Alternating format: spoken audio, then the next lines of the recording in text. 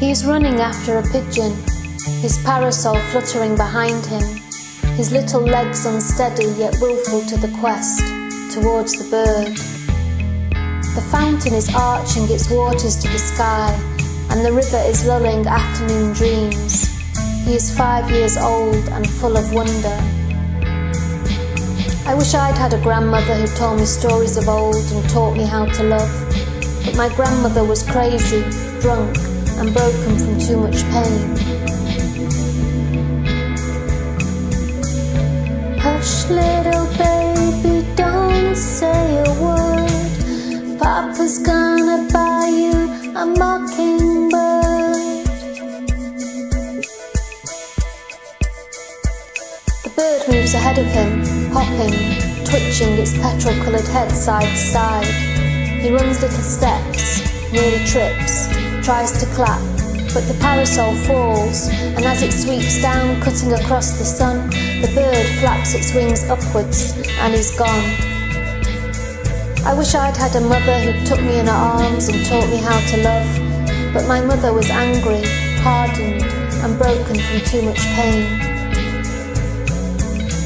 And if that mockingbird won't sing, Papa's gonna buy you a diamond ring. He wanted me to meet him, but I couldn't. I was too tired of it all, of the fire and the dying of the fire, and my body showed its sadness. I was standing near the fountain in Trafalgar Square, those great shots of water surging to my heart, those lions' mute roar somehow still able to stir my passion, but ever so slightly. It was fairly cold, but actually I cannot remember anything of the temperature, for I was consumed and yet absent. Let it go, I thought. I'm meeting someone. I'm meeting my lover from many years ago. I'm meeting myself as I am now, the furious sound of the train. And I met you. Strange time and love, or what? Was it something other? Something other than love? I had held myself back, or not even had to. I just didn't feel anything significant. In fact, it felt like a chore to go, a command I was following from the one who used to be my master and now was weak in my mind. For others had replaced the pain so many times. I could no longer find my addiction to him. It was no longer itching below my skin. But yet, I went. And gradually over those hours, I warmed and became coquettish once more. Knew his desire and liked it. And I let him place those passionate caresses and kisses all over my body. He awoke me, but having awoken me, he disappeared again. The bedside book, hard silk, hot ice cream, memories of him. Intimacy does not mean anything. The excitement, rapture of hide and seek.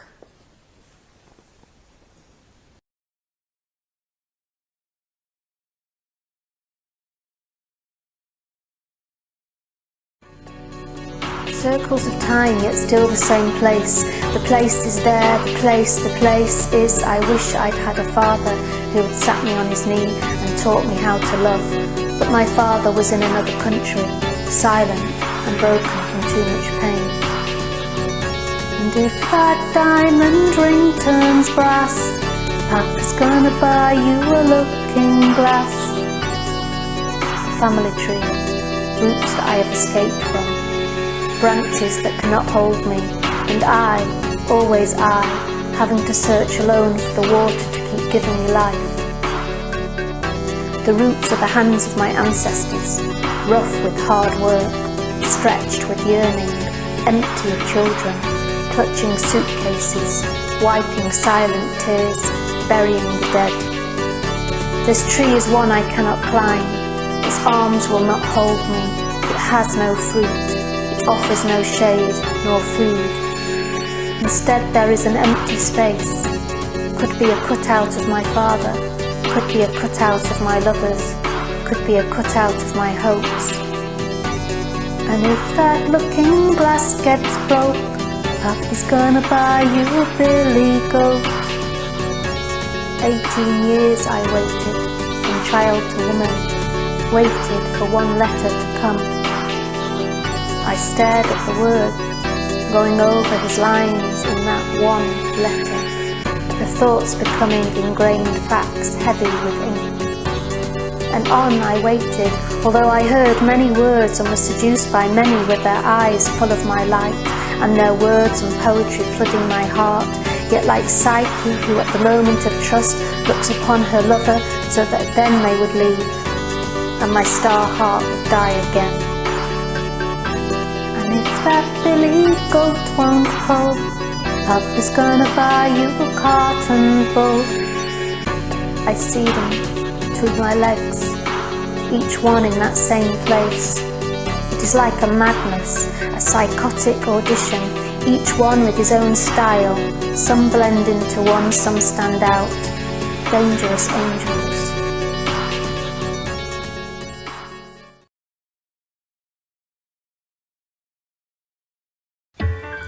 One day you realise you don't know the exact date anymore, the date it began or ended. That date which before marched in front of your head and gripped your heart tight is lost, just as the memories of touch are gone, though I can remember your smile and your eyes. Thoughts of what happened come in flashes, sometimes after months of respite. Only yesterday I tried to remember the last time you left the house, the final closing of the door, and I couldn't hear a sound. I closed my eyes to hear it, that angry shutting, that end, but the sound wasn't there. And then I remembered that it hadn't happened that way with you. With you, it was through the telephone only, and you said you wouldn't come again, that there was nothing you needed to explain, for your heart had nothing to forget. And if that cart and bull turn over, Papa's gonna buy you a dog named Rover. Now those men like ghosts, I watch their faces. Perhaps I am the ghost, and what an advantage, those ravaged faces, time held upon them, magic and flirtations no longer available in their eyes, only age and the catching up of the body that has eaten them. And behind their ghosts are the priestesses of Babylon in the temples of healing, and the fish-head priests. Is the lapidarium, the stone standing as a providence within the realm of creation. Epigraphs testify to the great importances now replaced, the musty odour of the fall of the Romans, the air of lovers now all gone, nations and empires now columns and fragments, the gates to historic cities dissembled to tombstones for their song, is the torn down theatre, citing fire hazard. Some of the beauty remains, but much has become defaced, ugly, built over. Now one has to find charm in concrete, some dirty charm, like a stolen fuck behind an abandoned building.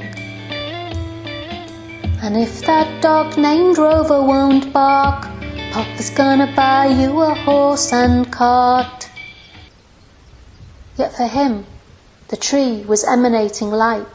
It quivered and moved, an archaic divine bird, a superconscious being, sparkling, remembering, opening, responding, speaking, awakening, bright, white, light. So much so that it hurt his eyes. He was looking for a way out of there, for a more comfortable place within that forest for them both to lie down. Perhaps there was a hut or covered area, for they were cold. He was stumbling in the dark, trying to give out that he had a plan, that everything was all right, that he could protect her, keep her warm, that it was just the night and nothing more, just some dark hours to wait through. And then, as he trod slowly over the dead bracken and tried in vain to find a resting place, there suddenly was the tree, somehow lit, alive with light. And if that horse and cart fall down, you'll still be the sweetest little baby in town. Do you remember when we experienced the tide turn? That very moment, that magical flip of the water's pull as it started to recede, just as we had begun to be oceaned, yet still danced with our veils to our mistress's song. It was you and I and the great blue sea. It was you and I and an alchemical spell that formed a priestess's alliance in our hearts. Do you remember when we felt that joy, sister, of embracing the path of the heart? Memory is like another land with no bridge, only water that is too strong and too wide to traverse. The absence of everything kills me.